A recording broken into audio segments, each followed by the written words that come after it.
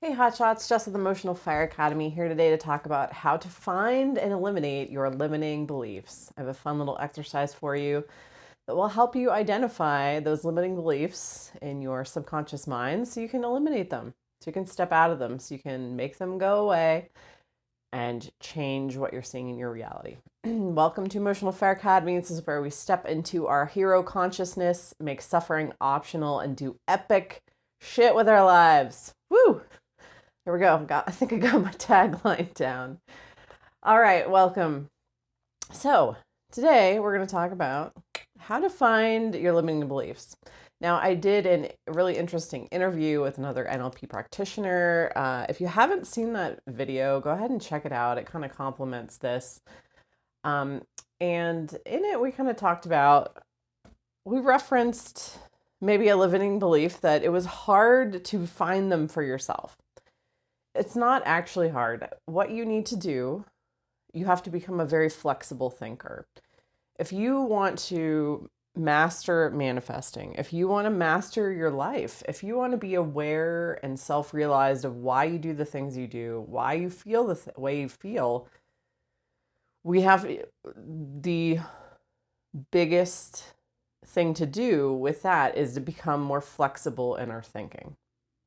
And that's what I kind of teach on my channel. So if you've been watching, you've probably already been doing that. You have to become more flexible. The more flexibility you gain in your cognition, the more slippery you are. And the more you can adapt and change and decide how you want to feel and respond instead of reacting. Reaction is a stuckness in one response, right? It's always getting angry, always crying, always whatever the emotional response is. The slipperiness, the flexibility is what then gives us more freedom to choose. We have freedom to choose when we can choose. When we're stuck, we're not choosing, we're reacting, we're doing what's automatic. So this is part of flexible thinking. Yes. So what do we need to do? Very easy. These are two very easy steps we can do. The first thing we want to pay attention to is where our attention is going. Most people subconsciously will flow their attention to problem areas of life. I'm guilty of this myself, and this is great. It's like a little red flag. Wherever your attention is going, your power is going, because what you're subconsciously trying to do is, you've identified this situation and you've told a story about it. And that story has created a power imbalance. That story doesn't feel good. It's a problem. There's a problem, right? We've subconsciously identified something as an issue, as a problem, as a not sticky, doesn't feel good area. And so our attention is going to go to that. Our attention naturally is going to flow to that, because we are trying to get our power back. We're trying to reestablish power subconsciously. We're trying to fix the problem. We're trying to deal with the situation. We're trying to handle the person. We're trying to whatever it is. So where is our attention going? I want you to actually make a box and write down the story. Write down, I'm thinking about this person. I'm worried about, my work situation. I'm worried about money. I want you to write down the story. Where is your attention going during the day? Where's your mind wandering to when you're not paying attention to it? When you're not, your mind will direct you. It's going to direct you to the place where you're leaking power. So once you've kind of identified, put it in the box. So this box, the contents of this box, you have unconsciously given power. You've given this power over you because it's taking your attention. Your attention is your life force. It's your energy. It's your time. It's all those things. And you have, whether you realize it or not, given the power, your power away, your human life force power, your attention. That's your power to the things in that box. So that box is literally standing over you, making you feel a certain way. So what we want to do is, once we have written the stuff down in this box that is taking our attention on a daily basis, that we're flowing our power to, we want to start thinking what is outside the box. We want to expand our perspective. We want to be more flexible in our thinking. We want to expand. We want to be more, get a different perspective. Because right now we're in the box, and the stuff in the box is all we see. Literally, it's all we see. It's all our attention is, the only place our attention is going.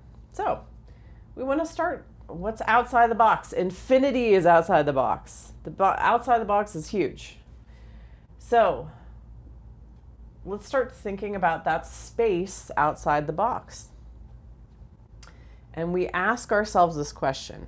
We take the time to really become self-reflective. We say, what am I pretending not to know in order to make this true? What am I pretending not to know? So essentially, what's outside? What are the realities outside of the box? They could be potentially that this isn't as big of an issue as I thought, that I am going to be fine regardless of how this situation shakes out, that whatever's in the box, I'm not giving power to anymore today. I am pretending not to know that I'm a powerful creator, that I matter, that I'm worthy, that I'm deserving. I'm pretending not to know those things in order for this shit in the box to take power over me, for me to give my power away unconsciously to this stuff. So what am I pretending not to know to make this true? To make this true. That will push you into the space beyond the box, the realities beyond the box, right? You're going to realize it's not the end of the world if that person rejected me. There's billions of other people out there. Or it's not the end of the world if, I can still be happy regardless of if this doesn't go my way. I can still be happy. I can choose to be happy. So what am I pretending not to know to make this true? Or the question is, what is this problem not? What is this problem not? So the problem's in the box. The focus is in the box. What's outside the box? Outside the box. And you really, in order for this to work, you have to genuinely be like, wow, yeah, this is not the end of the world. What is this problem not? It's not the end of the world if this doesn't happen. It's not, I am going to move on and thrive if this goes a way that I didn't expect. I might be benefiting from this situation. That is another reality. If you can list the ways you're actually benefiting from the way that you perceive the situation is going, you can get a handle on it too. You can change your perspective that way. How is this benefiting me? How is this problem benefiting me out here? And really be creative about, well, this is giving me more time. It's given me a different perspective. There's lots of benefits, to things being a certain way. And so, yeah, using these questions, step out of the box with your perception, with your perspective, and into the space around the box. Start living and then move your attention outside the box. Your attention now, really believe. And belief, it feels true. There's no little staticky. We know that when we know something, there's no little staticky like that little emotional kind of burr. It's like a little thorn, we get when we're not 100% sold on something. So you want to genuinely, authentically move your perception from inside the box to outside the box. That's all you got to do, and genuinely do it. So by answering these questions, what am I pretending not to know to make this true? Like, what do I actually know? I've dealt with this situation before and it was fine. I've ignored this situation before and everything was fine. I continued on. I benefited, So step outside the box. That's how we find and eliminate our own limiting beliefs and really be honest with ourselves, really genuinely be honest with ourselves. We're going to find a truth outside the box that we can grab onto and then insist upon. Decide that that is your new truth. Decide that that is your new truth, and your perspective will then shift, and your attention is going to naturally gravitate then to other areas where you're leaking power, where we do the same process all over again. So this is how we identify our own limiting beliefs and change them so that we can change our experience of life.